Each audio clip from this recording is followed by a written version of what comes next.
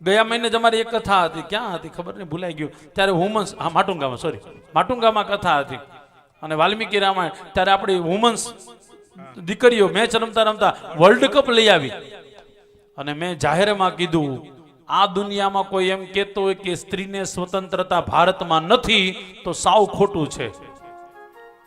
દુનિયામાં ભારતમાં સ્ત્રીને જેટલી સ્વતંત્રતા છે એટલી દુનિયામાં ક્યાંય નથી. હા, સ્ત્રી પોતે એમ ધારે કે હું બંધાયેલી, એ ખોટું છે, પણ ભારતમાં સ્ત્રીને, મારે તમને પૂછવું છે, તમને ખબર પહેલા લગ્ન થતા કેવી રીતના થતા? આનું નામ છે સ્વયંવર. લગ્ન થાય સ્વયંવર, સ્વયંવર પદ્ધતિથી થતા.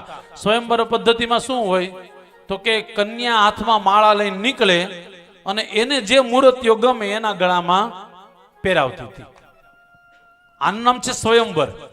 અચ્છા, સ્વયં કન્યા ક્યાંય સાંભળ્યું તમે કે વરરાજો નીકળો હોય ને બધી કન્યા ઊભી હોય?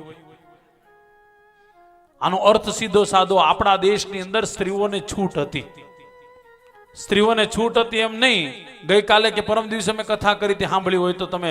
દશરથ રાજાની ધર્મપત્ની કઈ એને સિંહને મારી નાખ્યું. કોઈ જેવો તેવો સિંહ નહીં, બબ્બર શેરને માર્યો હતો અને એને ધસડીને લઈ આવી હતી. અને ત્યારે પરાક્રમ જોઈને દશરથ રાજાએ કીધું, આની સાથે મારે લગ્ન કરવા છે. સાહેબ, આવી તો ઘણી બધી કથાઓ છે. સારું છે, સાચું છે ને સ્વીકાર કરવો પડે. હવે થોડુંક વધારે આવ્યું છે, પણ બહેનોને હોતે કહું, તમે એવું ક્યારે માનતા જ નહીં કે તમે બંધાયેલા છો. અને હવે કઈ બહેનો માને એમ છે. નિપુલભાઈ ના જ પાડી દીધી. સાવ સાચું કહું તો મને ગમે છે એટલા માટે. હિન્દુસ્તાનની ભૂમિ ઉપર સ્ત્રીઓને જેટલી આઝાદી છે એટલી ક્યાંય નથી અને હોવી જ જોઈએ. સાહેબ, ગઈકાલે રાસ રમતા હતા, આ બધી દીકરીઓ રાસ રમતી હતી, બરાબર છે. આપણને એમ લાગે ઓરિજિનલ જે આમ શું કે આમ જોશ હોય ને એ પ્રમાણે રાસ રમતા હતા. પછી મેં બાપુને ઉપર, એ લોકો નહોતા, ઉપર જઈને મેં કીધું બહુ સરસ મજાનો કાર્યક્રમ હતો. ટાઈમ ટુ ટાઈમ ચાલતું હતું બધું. 10:30 એટલે પૂરું જ થઈ ગયું બધું, પણ એકદમ ટાઈમ ટુ ટાઈમ. પણ રાસે એવો સરસ મજાનો, આપણા સમાજમાં રાસ રમવાનો પહેલો અધિકાર પુરુષને હતો જ નહીં. કોને હતો? સ્ત્રીઓને. પછી ધીરે ધીરે પુરુષો એડ થયા. અને પહેલાના જમાનામાં તો વડીલોને ખબર હોય, પહેલાના જમાનામાં તો એવું હતું, પહેલા બહેનો રમી લે અને પછી રાત્રિ પૂરી થાય ને પછી બહેનો પોતાના ઘરે કામે લગી જાય અથવા સુઈ જાય, પછી પુરુષોનો વારો આવતો. આ ગામડાની અંદર મેં જોયેલું છે. આ લોકો ગામડે થાય પૂછી લેજો, પેલા આવું હતું. અને સ્ત્રીઓ રાસ રમતી હતી. એ આપણા ભારતીય પરંપરા છે. બધી જ અધિકાર આપણા દેશમાં સ્ત્રીઓને હતો અને છે હોતે.